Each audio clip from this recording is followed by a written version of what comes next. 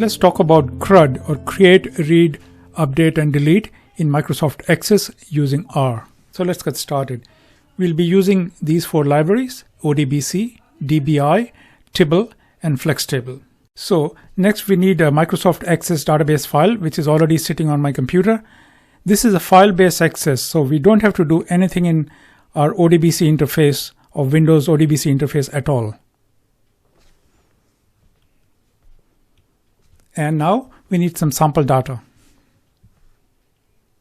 So all I need to do is create a little table using the Tibble package, having two columns, gender and age. I've just created two rows in that. You can see that data frame called DF has been created with gender and age. And I'm going to use the flex table just to view that nicely on the screen on the right hand side. You can see that we have two rows in our data set. So to establish the connection, we need a connection string. So I'm using the ODBC dbConnect function, and we need to give the parameters like the driver. The driver in this case is going to be Microsoft Access drivers, as shown on the screen. And the next line is the db queue equals my db file, which is the file name which I gave earlier.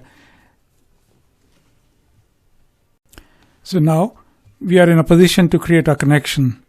So we have our database file name given and the connection is there.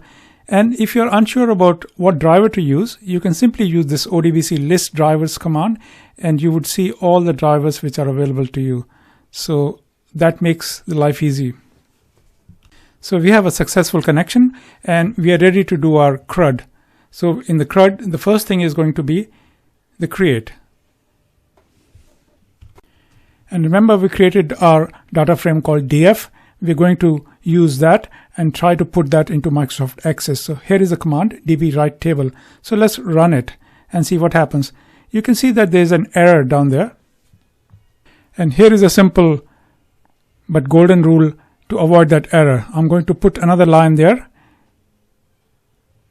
Options odbc.batch _ rows equals 1. And if I run this again, it works. So remember to keep that option always in your system when you're doing it. So we have created or written the data frame or the table into Microsoft Access, but how do we know whether it exists or not?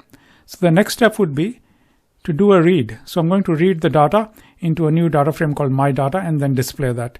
So db read table command helps us to get the data from Microsoft Access into R. So let's run these two lines.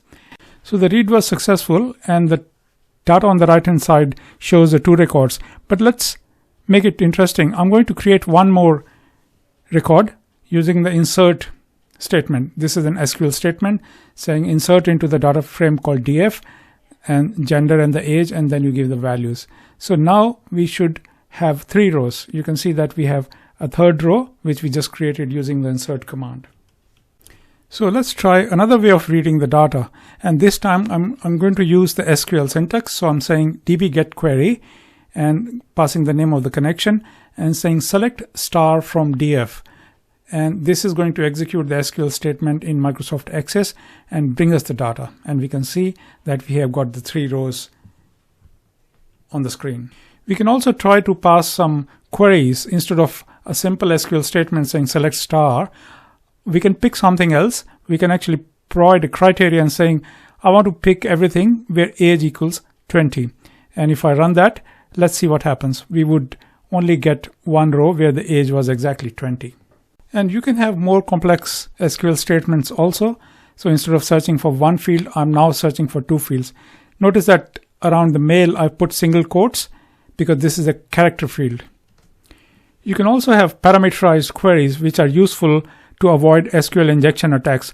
But for the time being, we'll keep it simple and move on to the next part of CRUD, which is update. So in update, you try to update the existing data with some criteria or some changes. So let's do a very simple update statement. So let's try to update the existing data. And with this simple SQL, I'm saying set age equals 80, where gender equals other. And notice the single quotes because this is a character field. So if I simply print this SQL on the screen, you would see at the bottom that we have our SQL, age equals 80 and gender equals other, and notice the single quotes around the other. So with that, we can run this SQL. And how do we run the SQL? We would run that in db execute, saying this is my connection and this is my SQL. So it's going to do some execution, and 1 means it has actually updated the record, one record. And how do we know it's been updated? We can simply read it back using the db read table. So this is, and then we can display it on the screen. And you will notice that for the other, the age has become 80. You can try it again, and I'm going to make this as, let's say, make it 120.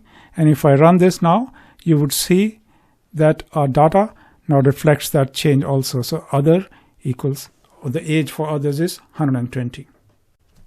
And the next part of CRUD is the delete. So to delete an existing table, or one particular row or two particular rows, or any number of rows giving a specific criteria. So I'm going to delete from df where age equals 20. So in this case, wherever we have age equals 20 would be deleted. So in this case, one particular record has been deleted. So how do we know if the record has been deleted? We can simply read it back and then see what happened there. So I'm going to run the read command, read table, and let's see what happened. So now we only have two records.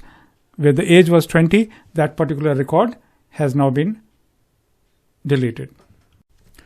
We can also delete all the records in one go by giving a delete star from df statement.